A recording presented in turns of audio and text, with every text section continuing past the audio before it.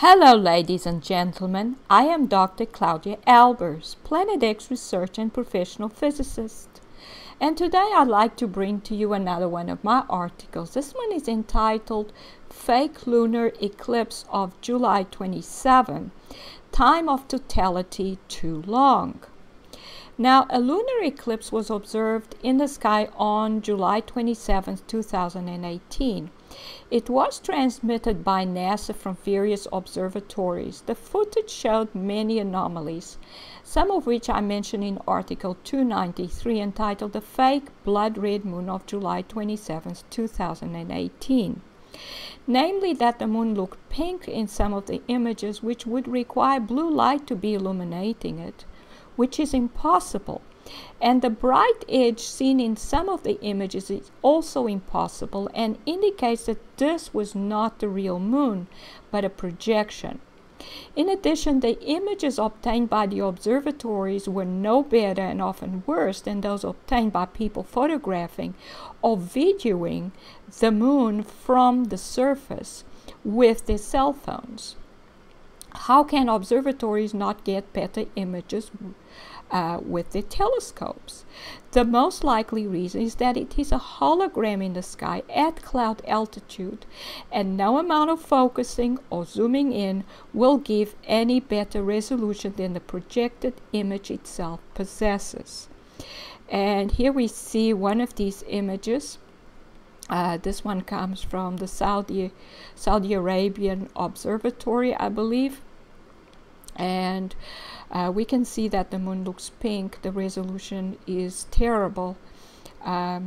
We cannot see any features very clearly. Sometimes pictures taken with a cell phone look clearer than this one. But definitely the moon looks pink. Now, but another thing, and this is just not possible because blue light is not supposed to be reaching the moon at the time of an eclipse, as I explained in Article 293. Now, but another thing which was impossible about the eclipse was the length of time of totality, which was projected to be 103 minutes long. I will show the calculation below for the totality length of time that an eclipse can take, and it is no longer than 95.8 minutes. This is not as short as I first thought, but it is still less than 103 minutes, and therefore the length of this eclipse was still impossible. Now, for this calculation, we will need the following parameters: the sun radius, the earth radius, so that's Rx. So the sun's radius is 695,508 kilometers. And the moon's radius, 1737 kilometers. The distance between the sun and the earth, 150 million kilometers. The distance between the moon and the earth at apogee, that's the largest distance the moon can be at from the center of the earth, that's 405,500 kilometers. And the distance between the moon and the earth at perigee, so that's the closest position the moon can be in to the surface of the earth, and then the mass of the earth. So we start by calculating the angle associated with the shadow and the distance from the center of the sun to the end of the earth's shadow. We then calculate the horizontal length of the shadow.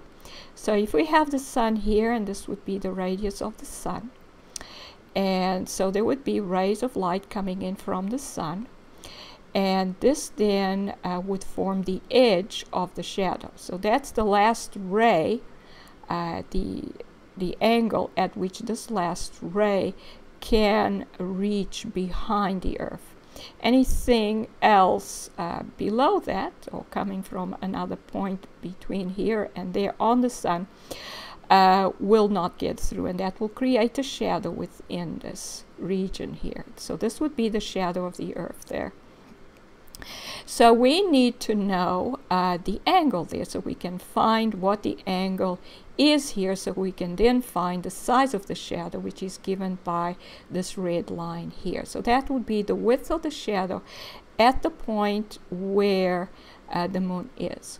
So we're going to need also the horizontal length of the shadow here, and then the vertical size here.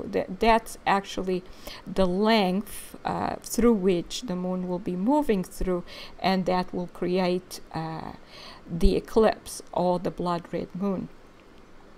So we start by calculating this angle. So we need this angle first, and that's quite easy. We have a right angle triangle here. So tan of this angle is opposite over adjacent. So that would be this distance here, RS minus RE. So that's the radius of the sun, which is given by this red arrow here, minus the radius of the Earth. That's this distance here.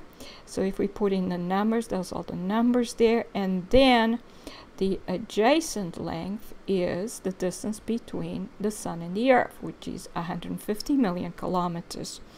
So from that we can calculate the size of that angle. In radians is 4.594 times 10 to the minus 3. And in degrees is 0.26 degrees. It's a very small angle. Which is why we can just calculate it in radians. Then we need the length, the total, this total length from the center of the sun to this edge here, and we can calculate that from this triangle. It's also a right angle triangle, but now the adjacent length is this distance r, indicated by the blue line here. So we would have opposite, which is the radius of the sun, divided by adjacent, which is r, and then we can solve for r. And it turns out it's 151.4 million kilometers. Now, once we have this length, we can calculate the size of the shadow, the horizontal size of the shadow, which would be this black line here. So that's r minus this distance from there to there, which is of course the distance between the sun and the Earth. So this is r minus RSE. RSE is the distance between the sun and the Earth. So then we have that as 1.4 times 10 to the 6 kilometers. Then the size of the shadow would be this vertical length, this red line here, and that would be twice this angle, so 2 times theta s, the total angle from here to there, times the distance from here to there where the moon is. We need the size of the shadow here. So we would need to multiply that total angle, 2 theta s times r minus r SE, that's that length, minus this distance here, this red arrow, that is the length between the center of the Earth and the center of the moon, according to where the moon is. So we start with the perigee position. So we place the moon at its perigee orbital radius, so at its perigee position. And we then calculate what that is. R minus RSE is that value, and the moon's perigee radius is given here. Where is it? There it is. 382,900 kilometers. So this is what we put there, and then we calculate the total vertical size of the shadow is 9,337 kilometers.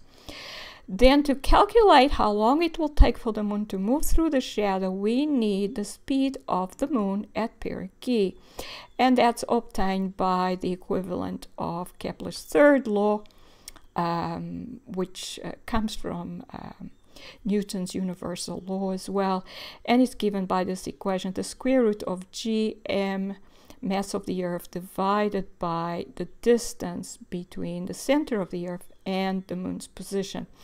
And then that's given by this equation: g is 6.67 times 10 to the minus 11. Here's the mass of the moon. And then the position, it's now in meters, because we need to put everything in SI units.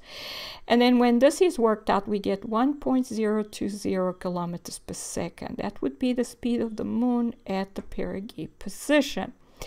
Now, once we have that, all we have to do is find the length through which the moon moves. Now, in order for the moon to be in totality, the whole moon has to be within the shadow. And the moon's position is defined by center of mass, so its center.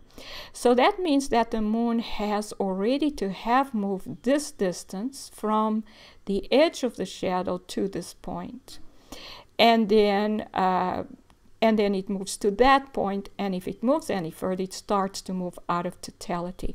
So that means that the moon, in order to be, the whole moon to be in the shadow of the Earth, only needs to move through this distance, which is the vertical size of the shadow minus twice the radius of the moon. So if we take that distance then, which is 9337 minus 2 times the radius of the moon, which is 1737 kilometers, and we divide by the velocity of the moon, everything's in kilometers here, we're going to get a result in seconds. And then to change units to minutes, we just convert minutes to seconds, we get 95.8 minutes. So that's how long the moon should take to move through the shadow of the Earth so that it is completely within the Earth's shadow, 95.8 minutes. Now, when the calculation is repeated for the apogee position, which is the position where the moon is furthest, it's at its furthest position from the Earth, and we just go through the same steps, except that what we change is this. We change from perigee position to apogee position, and it's 5.55, I think. And then we get a different value there. We would also have to calculate the velocity because this would be different. We get a different velocity. But then we would plug that into here and obtain this result again.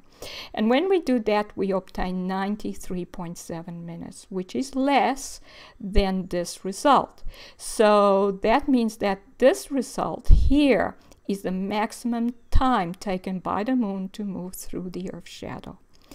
But the moon was in totality for 103 minutes on July 27, which is impossible unless the moon's orbit has changed.